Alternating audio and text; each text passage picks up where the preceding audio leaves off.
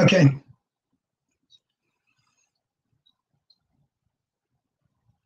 Hello, everybody. This is Greg Griffin, Pastor Greg Griffin. Good morning, good evening, good afternoon, wherever you may be at in the world. My name's Greg, and I'm an addict. Just want to let everybody know this is about the third week. I am going to be coming at you guys live every Wednesday evening at 6 p.m. Pacific time. And I hope to give little talks about different facets of recovery. Last week, I shared a little bit about relapse prevention, a little bit about the emotional and the physical cues that can leave us feeling vulnerable or at a risk of relapse. So tonight, what I would like to do, guys, is I would like to share some coping strategies with you, where I can go over some ideas, some thoughts, some proven methods of things that you can use, maybe go-to moves, if you will, or a tool in your tool belt, if you will, on how you can handle triggers as they come to get you out of that frame of mind. Okay, before doing so, folks, I would like to share my story with you a little bit. If you haven't heard my story, back in mid-February on the Magical Road to Recovery, my brother, David Griffin, and his lovely wife, Leslie, interviewed me. And I think it's an hour and 30 minutes, hour and 29 minutes, but it should be somewhere there on my brother's Facebook page. You can find it. So anyways, my name's Greg, and I'm an addict, as I said. I first started using drugs and alcohol. I first started using marijuana. So I wasn't even really considering myself using drugs and alcohol at the time I tried it. It was the summer between my junior year and my senior year in high school. And it just really, really put things off and running for me in my life. And, the misery that my drug addiction took my family and friends and people that care about me today in my life. Anyway, so I smoked some weed in the summer going into my senior year of high school. I was a track athlete and a wrestler. I started competing in sports at an early age. As our middle brother, my brother David, and my middle brother was maybe about almost 2 years older than me, 1 year and 10 months. And I wanted to beat his butt in anything I possibly could. So it really set the tone for me at an early age as far as training and the different sports. Actually, I followed in the sports that my brother did, wrestling and running. And anyway, so what happened I was having a conversation with my brother and David, and I was talking to him, and he was asking me some questions. And he asked me kind of what set that ball off as far as, the comparison or the thinking that the adrenaline or that euphoric feeling that I would get when I would run a personal best time or I would win a wrestling tournament and I was on the top step there and having the medal and the little olive branch have you put on my head.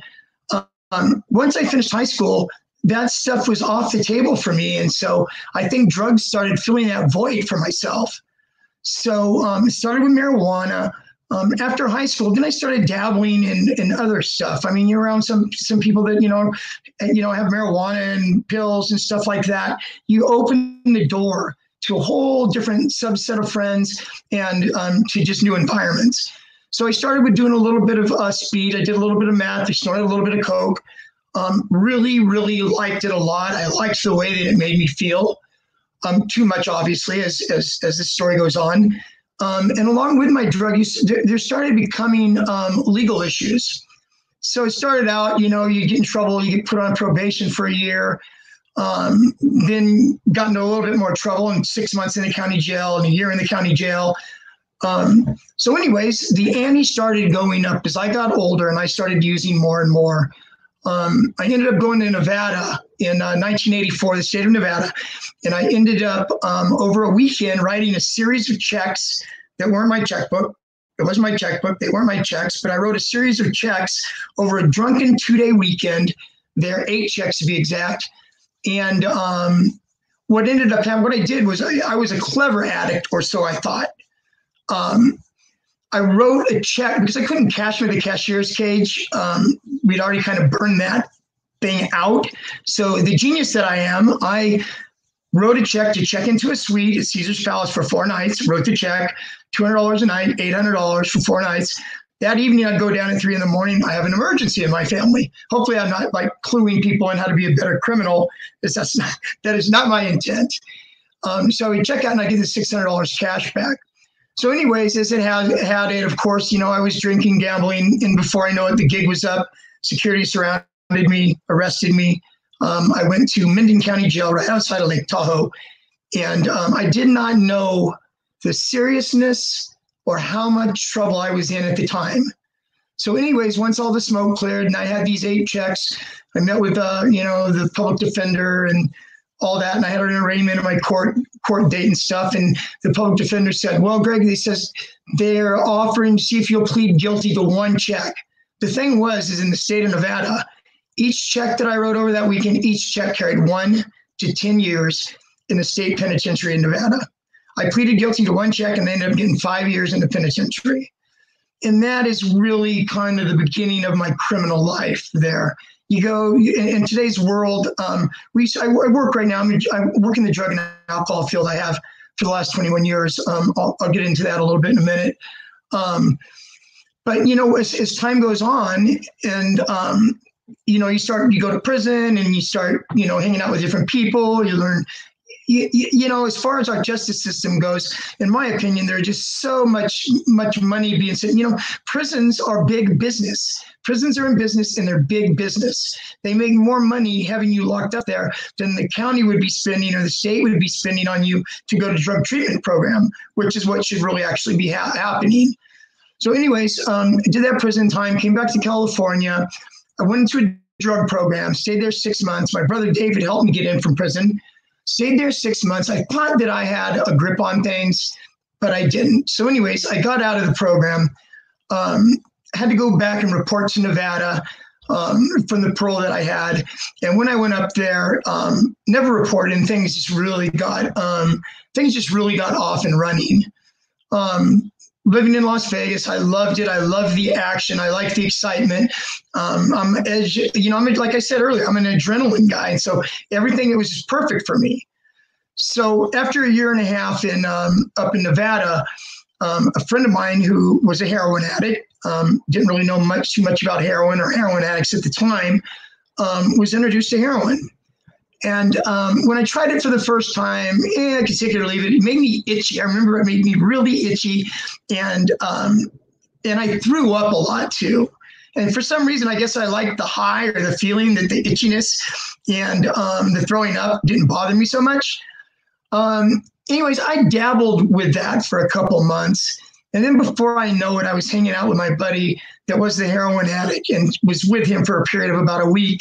And it didn't take me but a week before I got a heroin habit, which was the beginning of really my downward spiral in my life. While I was addicted to heroin, being a heroin addict is hard work. Where I work at today in a substance abuse program that I've worked in for 21 years, I have clients that come in and, heroin is still a pretty popular. OxyContins, we call them oxys or roxycodones, heroin are still a really, really rampant drug of choice around here. And the sad thing about it is I don't know if folks are aware or not or have been following what's been going on with opiates and heroin in the world. But now they are actually taking the heroin and they're cutting it with bits of fentanyl in it to make it stronger, to get people hooked. And what's happening is a lot of folks are overdosing and dying behind it. Before I looked into this, when I heard about the fentanyl, I was thinking, well, doesn't the fentanyl cost more or than heroin does? So come to find out, I looked into it a little bit, and what happened is the cartels down in Mexico, one of the head of the cartels hired this chemist to train a couple of cartel buddies that was into a little bit of that kind of stuff, how to cook up and make fentanyl. So they trained these guys how to cook up and make fentanyl. And so what they were doing was that's how they had access to the fentanyl that they started cutting the heroin with. So anyways, that's what's going on now. But anyways, I was talking about being a heroin addict is hard work. Let me explain what I mean by that in my story. I was addicted to heroin from 1991 up to my birthday, which is March 7th, 1997, is the day I was hospitalized at the end of my heroin use. But from 1991 to 1997, I went to county jail for 30 days once, and then I got busted for some paraphernalia in Las Vegas, went to jail for 14 days. So between that 30 and 14 days, it was really crazy because I had to kick. I had to, I was dope sick, kick. I had to kick in county jail. It takes 3 or 4 days. You're really sick to your stomach, crawled in the fetal position, just, thrown up, diarrhea, it's not a good thing. So anyways, after I was in county jail for 30 days, first thing I would do is I go look up the dope man, I cop heroin, and boom, I'd be off and running again. So before with the exception of the 30 days and the 14 days, it's a total of 44 days in my life, in my heroin addiction, 6 years minus 44 days, I shot dope every single day, several times a day. Being a heroin addict, I would never go to bed at night unless I had I call it my wake up. What it really was, I also call it getting well, because when you wake up in the morning after sleeping in the night, you wake up dope sick, and the only thing that's going to get you better is some heroin. And so anyways, besides those 44 days, I shot dope every day, several times a day. Didn't take care of any health, obviously. I'm talking a minute about my hospitalization and what my health was like, and what it was like for me in my life back then. Anyway, so I tell the opiate addicts and heroin addicts that are currently in the program that I work in, I would tell them, if you could put in half of the amount of energy and focus on your recovery right now, 50%, you're going to make it. You go a long ways. Because being a heroin addict, it was just, as I said, every day, several times a day. So it was really, really hard. You really, really had to work hard at being a junkie, as funny as that might sound. So anyways, I went into the hospital in 1997. I want to give you guys a little bit of a backstory tonight. Told my story a couple months ago. I told you, already directed you to where it could go, but I was just talking to my brother earlier. And, this might be your very, very first time meeting me, my very first time meeting you. Hope this becomes a relationship to where you can tune in every Wednesday night, 6 p.m. Pacific time. And hopefully I can give you a little bit of hope. I told my brother David and his lovely wife, Leslie, last Thanksgiving, they were over our house. My mom passed away almost a year ago, a couple more days, it'll be a year ago. And they were talking about, about the church and about, there's people out there that do need some help, that need some hope as far as, getting clean and sober and all that. And when they asked me to do it, it just really, really got my juices flowing.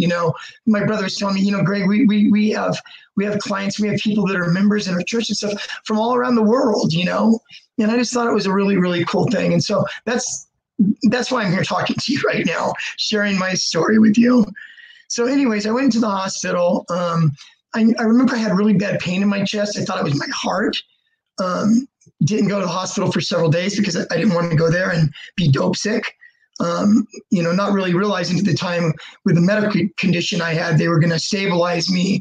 And they put me on methadone is what I was on when I was hospitalized. Anyways, and I was in the hospital for 2 months. My left lung was full of fluid. And during just the antibiotics and stuff they gave me in the hospital, didn't totally get rid of it. So they had to go in and they had to do surgery on me. They went in, they drained my lung. They had to go in. I remember I was reading the medical paperwork a few months back. I still have all the medical paperwork that I had. And it was describing the surgery. We had to go in and there was a fibrous peel on the inner lining of my lung that had trapped on the inside of my lung a cottage cheesy-like substance. I mean, isn't that enough to make you sick? So anyways, I went through that. surgery, and thank God, I have a family that loves me, mom and dad, that loved me and cared about me, that made the transition from when I was hospitalized to being able to have a bridge to where I could go back home here to California and get better. And so anyways, that's what I ended up doing is I ended up flying home. They had to wait a couple of days to fly me home after my surgery because of the surgery that I had in my lungs and the pressurized, thing about in an airplane that, there's a certain amount of pressure and there's certain conditions that you can't fly under. And so anyways, went to the hospital, left the hospital. My mom and dad had paid for a plane ticket for me to fly from the hospital in Las Vegas to the airport in Oakland. And so they bought me not a round trip, one-way ticket. I didn't know that my brother was going to be there waiting for me at the airport, but he was when I got there. My brother was there. And they wheeled me in a wheelchair and got on the plane and I flew home. When I got home, when I was released from the hospital, guys, I weighed 124 pounds. That's was, lucky to be alive then, and I thank God and I thank my family and thank my parents for, giving me another chance to be able to, get my life together. Anyways, once I got home, my mom strategically placed this flyer that came in the mail maybe a couple months after I got home. It said Celebrate Recovery on it. So she set it on the table there and it sat for, a month and a half, 2 months. And then now it's September. This is November 4th. I still remember vividly the date of it. And so towards the end of October, I told my mom, I said, Mom, I said, I see that flyer there. I would like to go, check that out.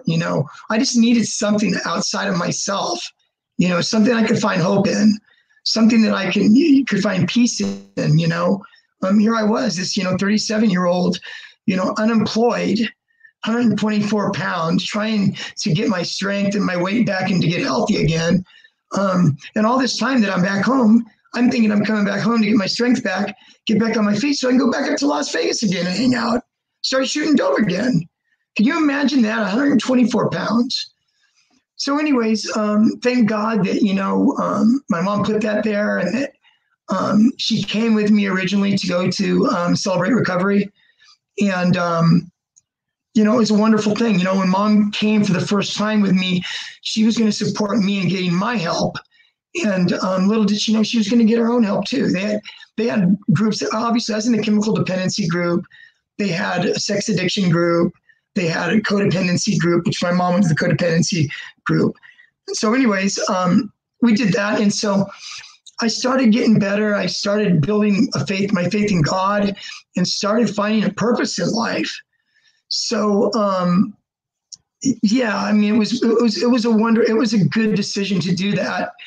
And as I got better and as my mom, she started making friends at the church and, I met a lot of friends at the church and, it's a really, really, it was a really, really positive thing. In a minute when I share tonight, guys, when I share a little bit about, relapse prevention and coping strategies and stuff, I'm going to go into some coping strategies. There's a lot of talk like call a friend or call your sponsors in 12-step meetings. I'm going to go into a little more detail of that when I talk about 12-step meetings and I talk about 12-step involvement and fellowship. I'll touch on that because early on, whenever I started going to this Celebrate Recovery, I remember really very, very well the gentleman that ran Celebrate Recovery. He was a Celebrate Recovery pastor, and his name was John Nielsen.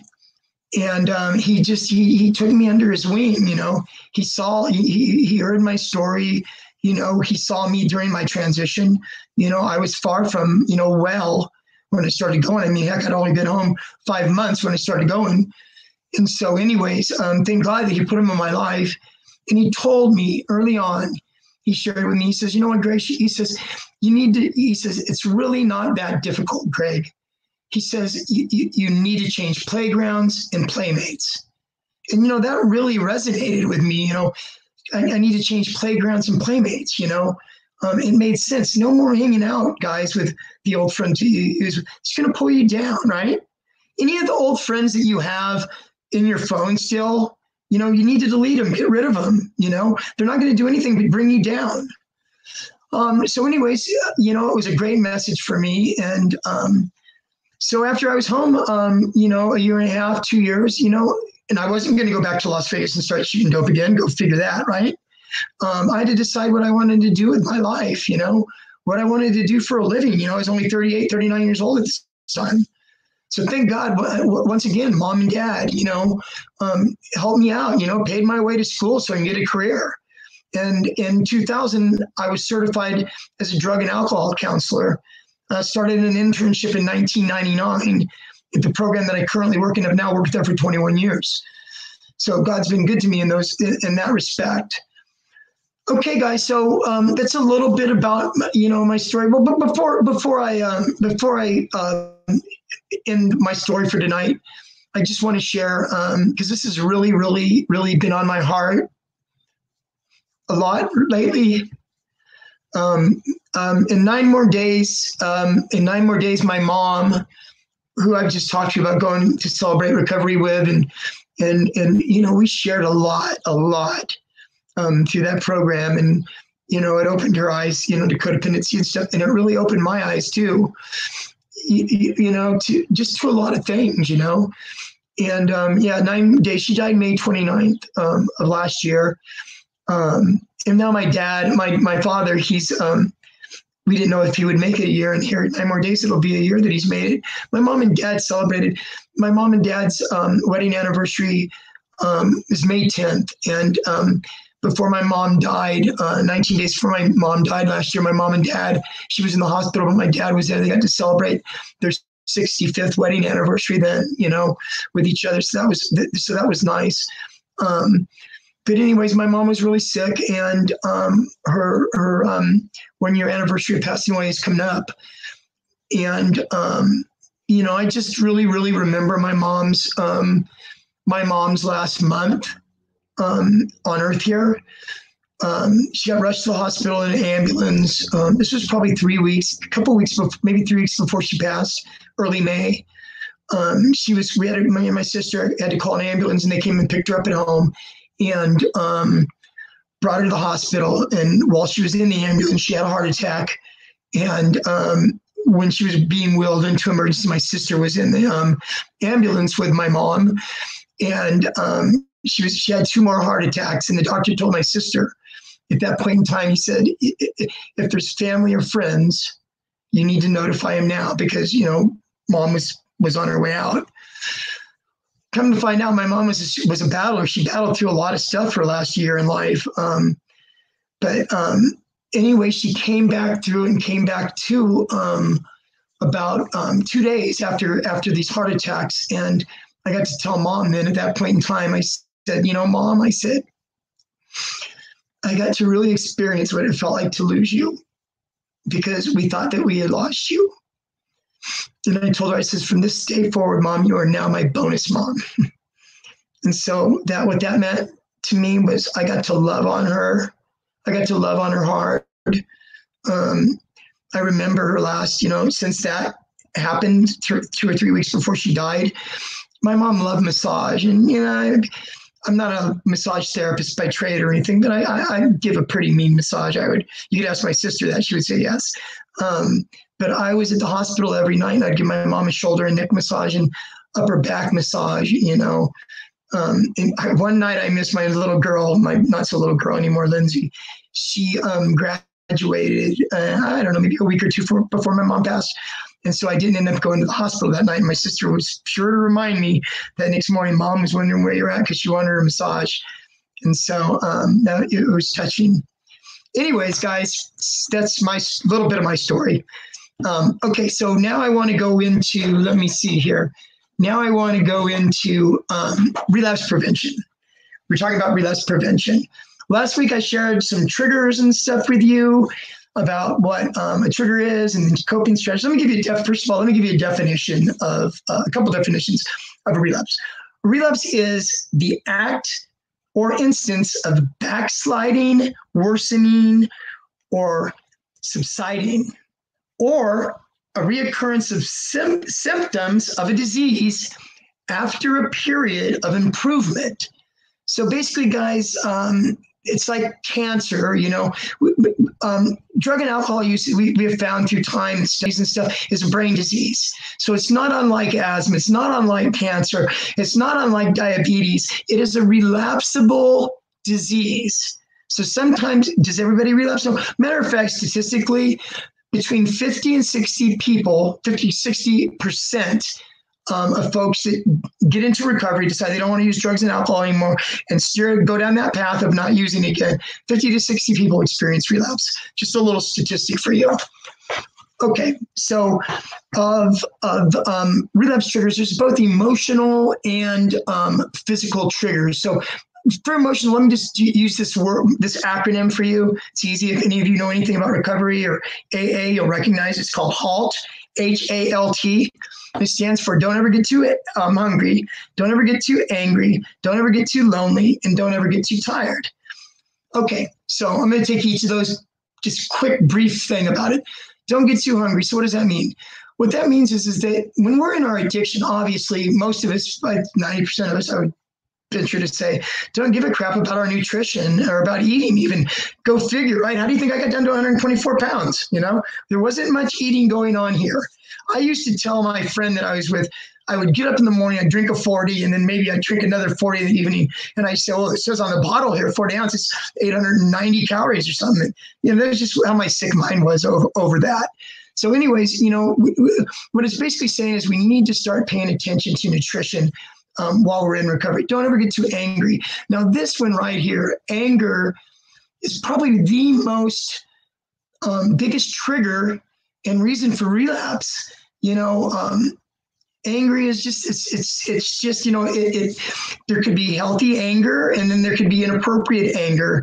And what that is, healthy anger is learning how to walk through it and work with that. You know, they come in various forms. You can either see a therapist, you know, one-on-one therapist life and be able to process some of that stuff. There is also, what I do is I refer, there's a lot of, there are a lot of websites and stuff, practice deep breathing techniques, learning stress reduction, learn how to be able to self-calm yourself when you're in a situation like that.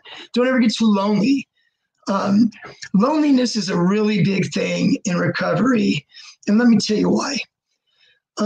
In early recovery, basically, like I said, my spiritual sponsor, John, told me, Greg, you got to change playgrounds and playmates. You know, that really, really resonated with me. So what did that mean? All the using friends that I used to have, that I used to use with and hang out with, you know, they're no more. At least they should be no more. So now you've broken off those relationships with those folks. So anyways, and then on the other side of that coin, you have your friends that you had before you started using drugs and alcohol. And you have family too that you had during the time you were using and not during the time that you're using. And so you think you're going to go back to your friends before your addiction, but only to come and find out that they're not ready to take you back right now. You know, just because I decided to get clean and sober doesn't mean the world is going to change and adapt, you know, to my needs. You know, I hurt a lot of people in my addiction. I really hurt my mom and my dad while I was in my addiction. And I just thank God right now that I was able to make peace with my mom and love on my mom really hard before she passed. And if I haven't mentioned it, my dad's on hospice right now. And me and my sister both care for my dad. And, you know, I tell my supervisor at work, she always asks me, how's dad doing? And I just always, you know, I'm just loving him up. I'm just going to love on my dad. I mean, my dad was not a very emotional guy. Maybe anger was his emotion or being through or tired with things. His mode of babysitting us when we were little kids, especially me, I remember very well. Mom would leave. Dad would be in there. As soon as I made a peep or do anything, to your room. And so I used to have to go to my room. That was my dad's, you know, way of dealing with us. But anyways, he wasn't a really emotional guy. And so, you know, he's softening up a little bit now, but I make sure every night, and sometimes I don't get a response from him, but every single night before he goes to bed, I like to call it tucking him in bed, even though I don't literally tuck my dad in bed. But I always say, I love you, Dad. Is there anything I can do for you? I love you. And this, you know, and I told my supervisor and my sister too. Like I said, me and my sister care for my dad, you know, and, you know, guys, love on your parents. You know, love on your family. we get this COVID-19 thing going around, and it's not discriminating. We don't know how long we're going to be around, folks. We just don't. So love on your friends. Okay, let me get back to relapse prevention. So I was on lonely. Now let me go to the very last one. Don't get too tired. We no longer have any of the, I remember when I first got clean as an opiate addict, there was so many restless nights, so many nights that I got very, very little sleep. You try to take hot baths, you try to listen to music, soft music. We can no longer take the chemical sleep aids that we used to take.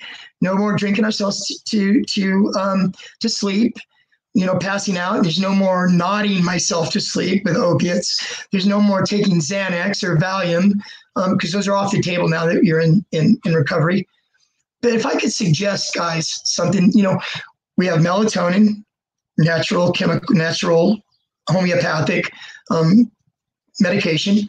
We have valerian. We have chamomile tea. So there's lots of stuff, guys. Go in there and Google the sleep, that you need to sleep. But can you take this natural? Google is your friend. Google is wonderful. So anyways, that's what I would suggest as far as that goes. As far as a trigger of not being able to go to sleep, to be able to, find some relief in that and just, check it out. Now I want to go to some physical triggers that we experience. And you know what, guys? It's really crazy because I'm going to share a little bit as I'm going through these physical triggers, a little bit about my own personal experience, and how, maybe just a blurb here or there about what it was like for me, if it's helpful that way. So music, okay, certain kinds of music comes on the radio, and, and it reminds you of, when you were drinking or using, or reminds you of a relationship you were in that was unhealthy. You turn the radio off or turn the channel. Also, guys, there's the smells. I remember when I first came home, just smells. Like, you sometimes you'll go someplace and you'll smell baking, something that reminds you of grandma's baking when you were a kid. So anyway, smells. I live in the San Francisco Bay Area.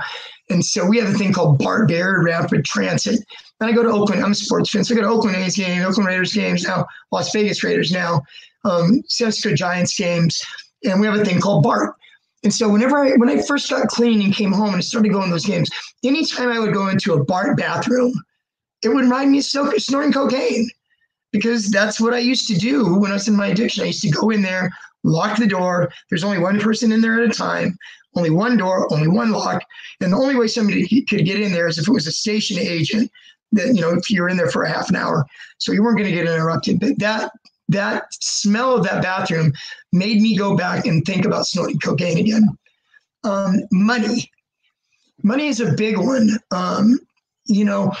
When I got clean, the place that I work at right now, the substance abuse program that I work at right now, it used to be a little bit more longer term, and people would go get jobs and work, and they would turn their paychecks in, pay off some of the money they owed the program or paid their rent or whatever it was. And they learned to be able to live on a budget, of $60 or $70 a week.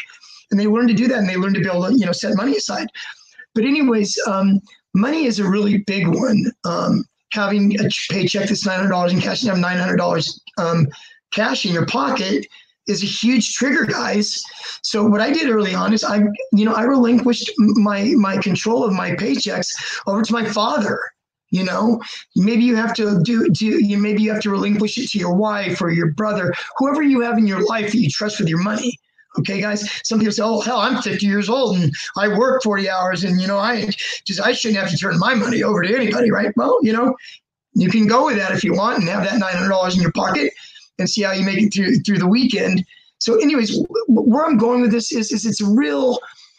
First of all, as far as recovery goes, and as an aspect of recovery and a trait that I would love to give somebody in recovery would be the trait of being humble, okay, to be teachable, to humility.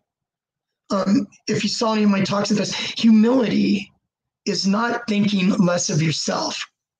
Humility is thinking of yourself less often.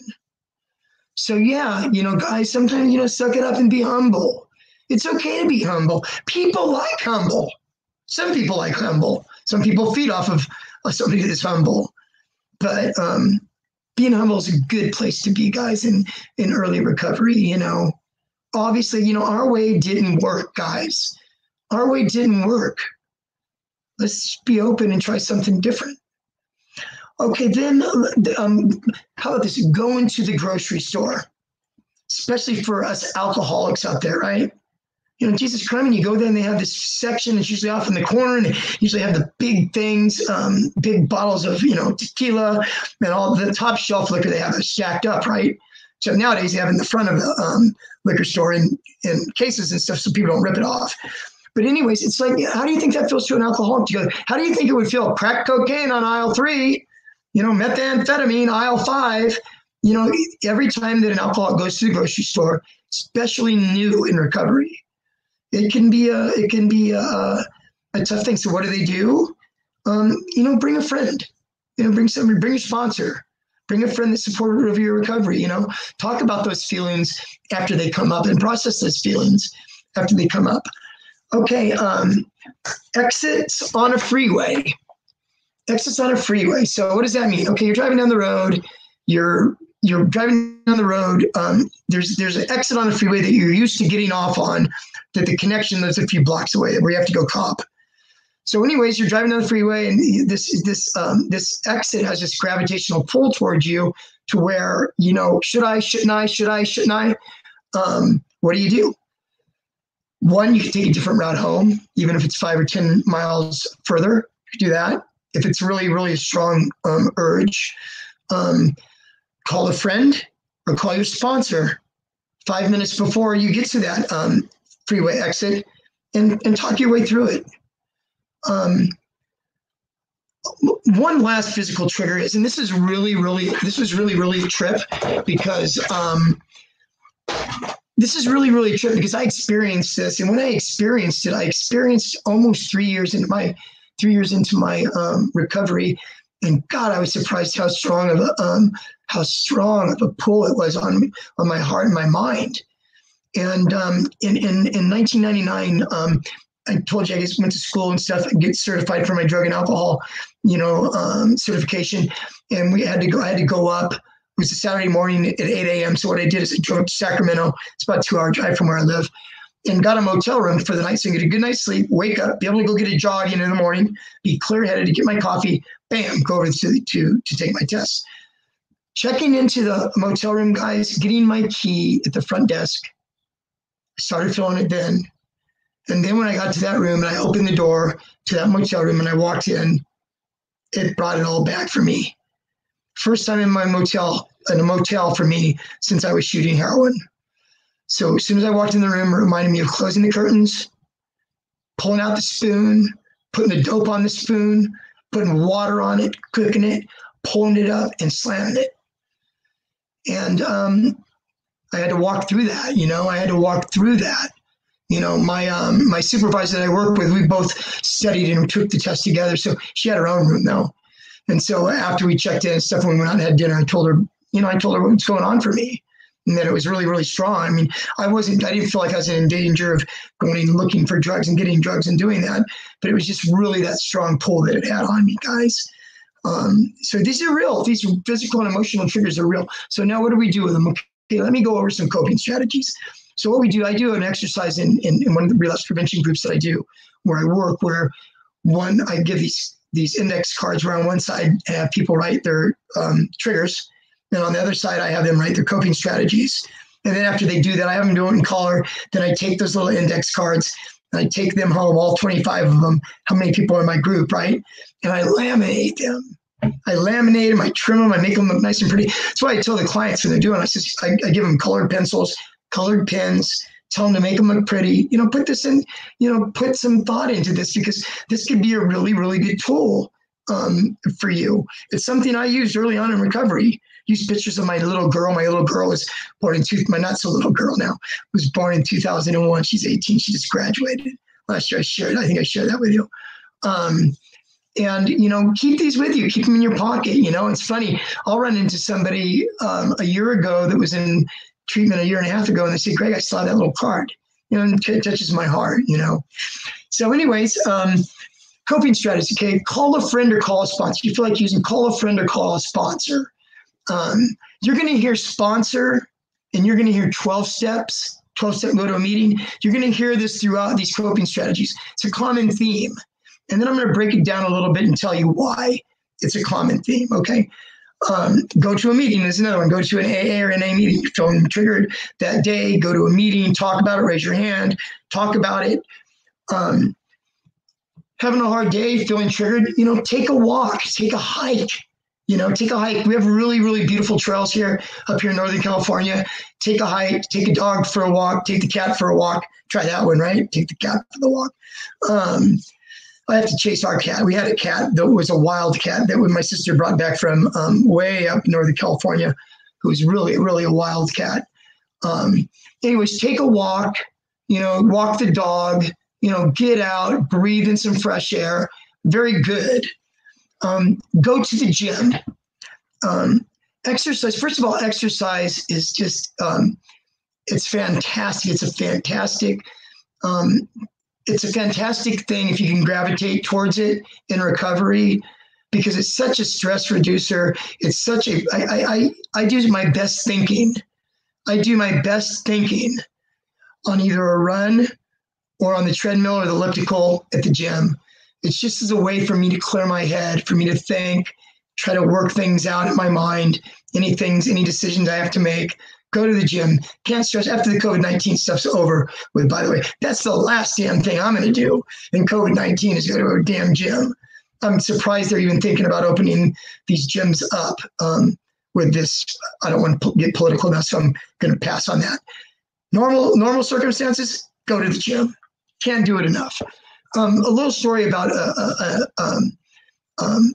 something that happened to me in early recovery. And this goes back to John Nielsen, my spiritual sponsor that I met in Celebrate Recovery.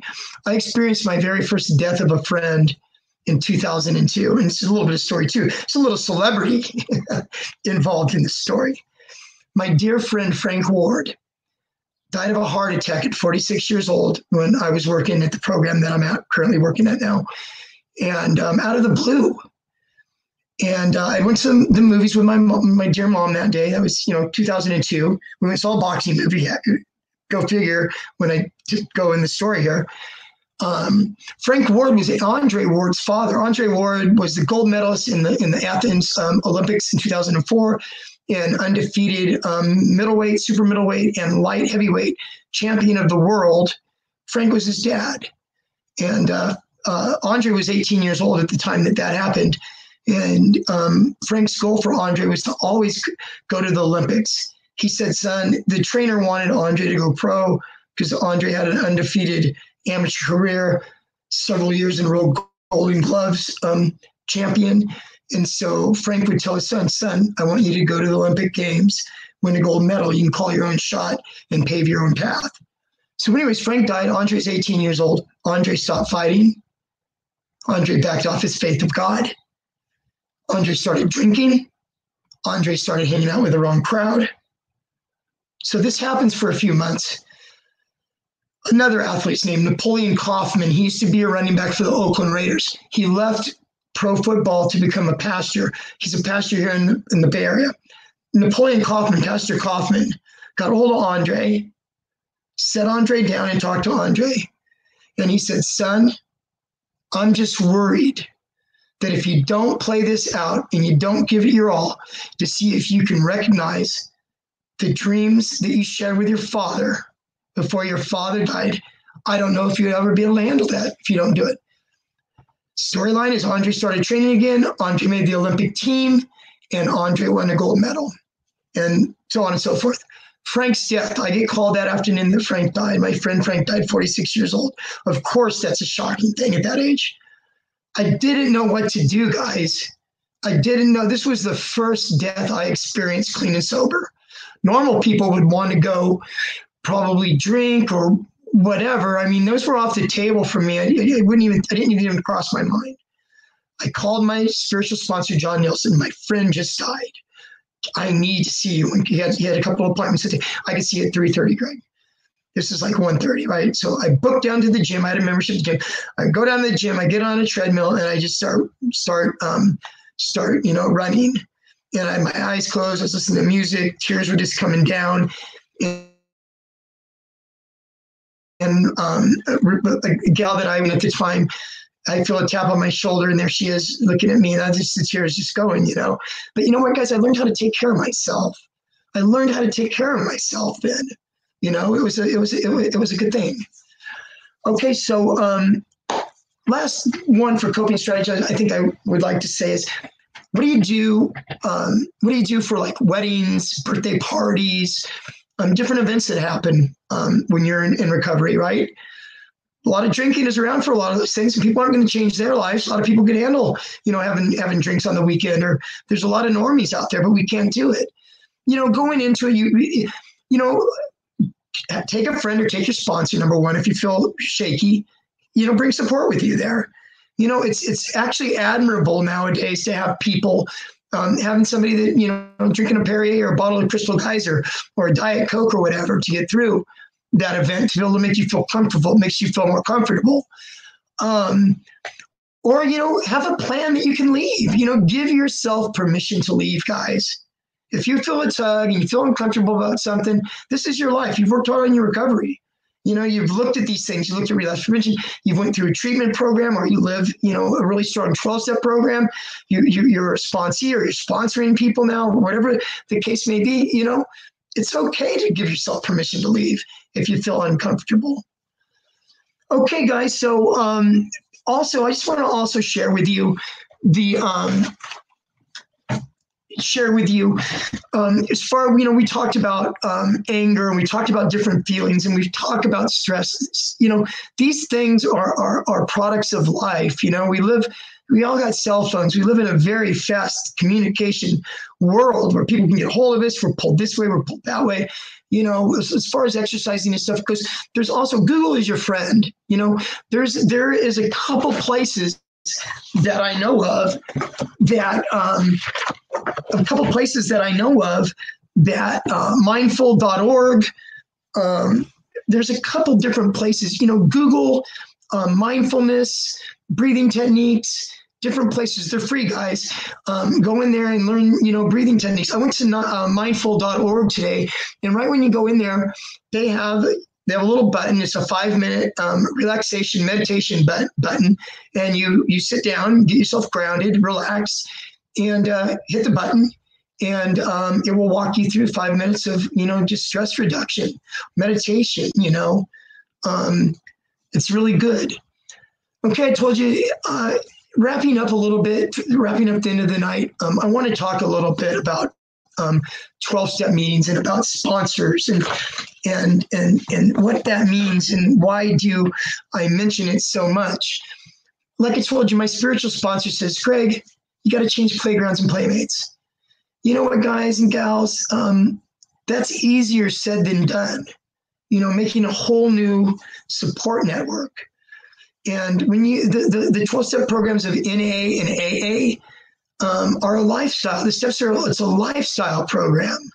It is a replacement of friends and acquaintances, or wherever a relationship brings you. You know, you go to a meeting. You know what I recommend first for anybody that's new in recovery, that's just finishing treatment, or hasn't been to treatment, or wants to stop using, and doesn't have to go to treatment to stop using, but could stop using with the fellowship of AA and NA. If I could give you one trait, one quality, if I could give you one tool, one resource for your recovery tool belt, I would give you the gift of AA and NA. Why is that? You meet people, you start community building, guys.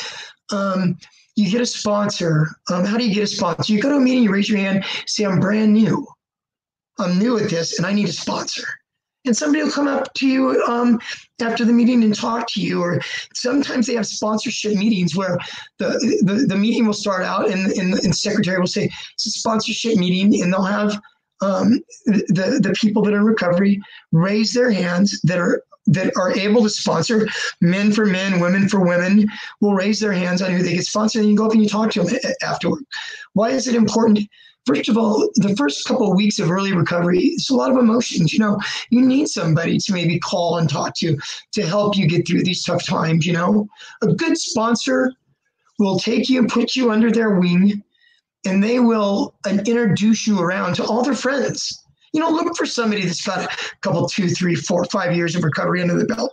Somebody that's currently working the steps themselves that can explain the steps to you. I'll have another talk here down the road on the 12 steps of Narcotics Anonymous or Alcoholics Anonymous, and I'll break them down for you in a way that that you can relate to, or direct you in a place that you can learn more about those steps. They'll put you in the ring. They'll introduce you around to the people they know. Now you're building a network. What I really recommend is the beauty about NA and AA is after a meeting, there's lots of stuff that happens outside of the meeting. There's lots of stuff that happens outside of actually working the 12 steps. Fellowship is wonderful for them where you're making these new connections. You go out for dessert after AA is 1 hour, NA is an hour and a half. Go to an NA meeting, starts at 7:30, you're done by 9. People go out and have dessert around the corner at the coffee shop afterwards. You're sitting at a table with these guys. You see this one guy over here. This one guy has been, he owns his own glass company. This guy over here works at Starbucks. This person over here is a lawyer. Addiction does not discriminate, guys and gals. It doesn't discriminate. We come from all walks of life. And you sit there and you ask the guy, you ask the guy that works at Starbucks that's got 7 years clean, what was it like your first couple of weeks in recovery? How was it? How did you sleep? How did you work? What did you do on your step 4? Do you remember how to kind of give me some suggestions about doing step 4? And so you get to pick these guys' brains and stuff, guys, and it's a beautiful thing. It's a wonderful thing. Also to mention that they have in 12-step meetings and stuff, they have clean and sober softball leagues. They have clean and sober dances. They have bowling leagues. They have all kinds of fun stuff, guys. So anyways, I would love for you to try going to a 12-step meeting, and I would love for you to share it with me down the road at another talk that I give. You can write stuff in the comments. I would really appreciate it. There's a comment here in the comments section. I'm going to read it real quick. This is wonderful. I love that. I really, really appreciate that. It's sent by unknown, but I really, really appreciate that comment. Okay, guys. I guess I will end tonight's meeting now. Thank you so much. If you stayed and you've listened to this, if you've listened to my talk tonight at all, I really, really, truly, I really hope that it was helpful for you. Like I said, I will be here Wednesday, 6 p.m. Pacific time, guys, every week. Okay. I would love to see you come back, and take care until next week, guys. God bless.